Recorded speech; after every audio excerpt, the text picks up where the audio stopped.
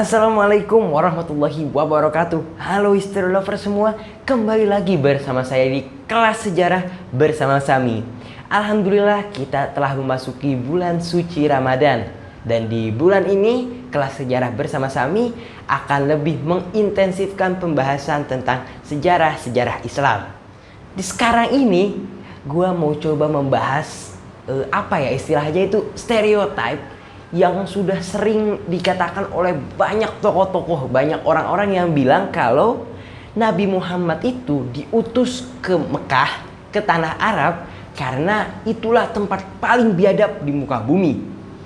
Banyak sekali orang yang ngomong, bahkan ada yang bilang Arab itu tidak berbudaya sama sekali, tidak ada budaya intelektualnya. History lover tahu deh siapa? Yang keribu-keribu itu loh. Nah, sebelum kita membahas lebih lanjut, mari kita pahami terlebih dahulu apa arti budaya, apa definisi budaya. Kan dibilang juga Arab itu tidak berbudaya. Agar lebih bisa membandingkan, kita cari tahu dulu apa arti budaya yang sebenarnya. Menurut Edward Burnett Taylor, seorang antropolog asal Inggris, ia mendefinisikan budaya sebagai sistem kompleks yang mencakup pengetahuan, kepercayaan, kesenian, moral, hukum, adat istiadat, kemampuan, serta kebiasaan yang didapatkan manusia sebagai anggota masyarakat. Nah, sekarang kita masuk ke dalam perkataan-perkataan itu.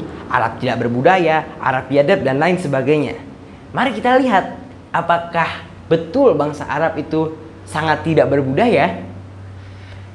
Saya mau coba lebih fokus dulu ke semenanjung Arabia, karena untuk Mesir, Syam, dan Irak itu sudah sangat jelas warisan budayanya, warisan kulturalnya. Mereka bahkan sudah berkembang jauh, sudah berkembang sangat besar. Sudah ada sejarah kerajaan yang pertama kali tercatat itu bangsa Sumer dan bangsa Mesir. Sejak ribuan tahun sebelum Masehi, itu yang pertama kali tercatat.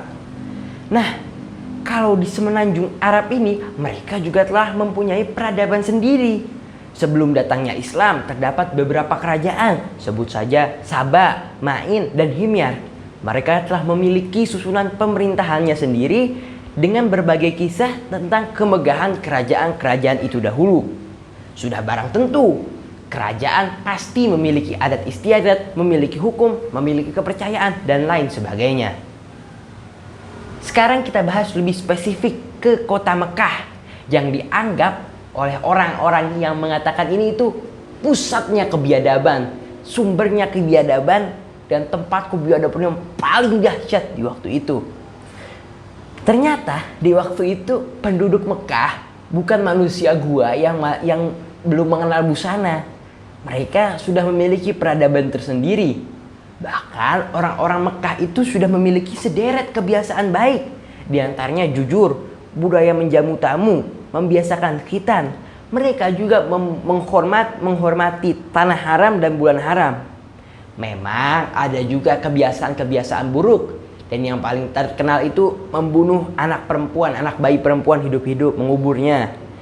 Ini memang paling sering digembor-gemborkan sebagai bukti kebiadaban dari bangsa Arab waktu itu.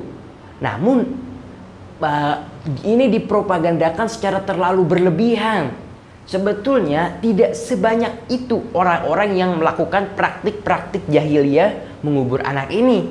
Contohnya Sayyidina Umar radhiyallahu anhu. Ada yang bilang Sayyidina Umar itu mengubur anak perempuannya hidup-hidup.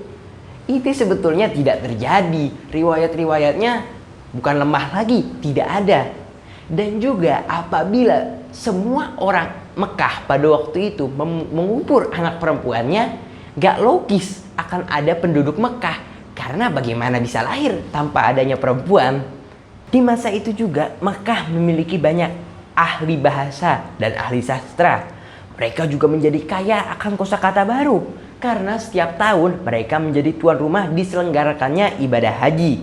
Sehingga sudah pasti mereka akan berinteraksi dengan orang dari daerah lain dan dialek lain pula.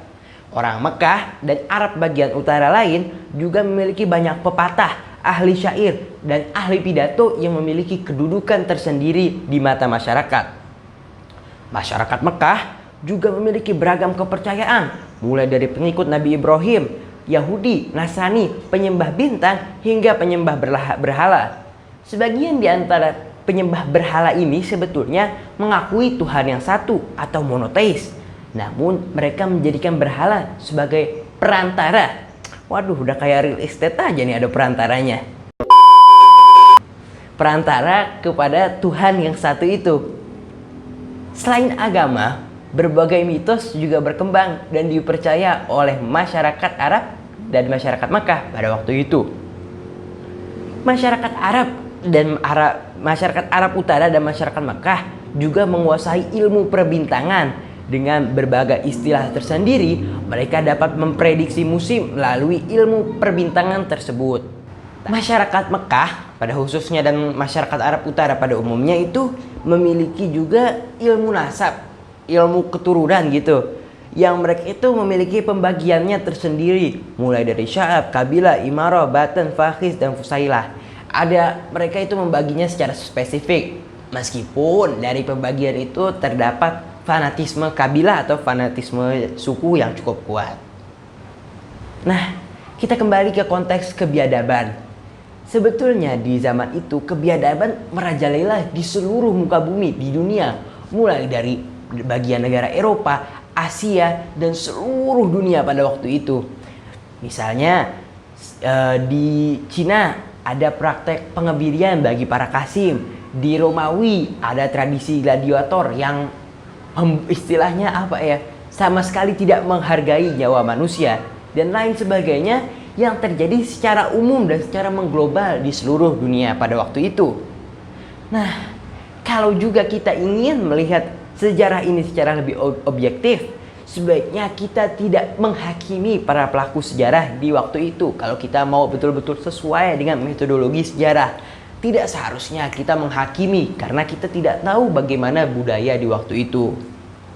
Juga apabila kita melihat dari sisi teologis, dari sisi Islam, tidak ada sumber Islam yang mengatakan kalau Rasulullah diutus secara khusus di Mekah itu karena Mekah itu dipilih karena Mekah tempat paling biadab. Tidak, melainkan sudah sejak Nabi Ibrahim dan Nabi Ismail datang ke Mekah, sudah diberitahukan bahwa nanti di situ akan muncul Nabi akhir zaman. Tidak ada kaitannya dengan tempat paling biadab. Jadi menurut saya ini sudah clear.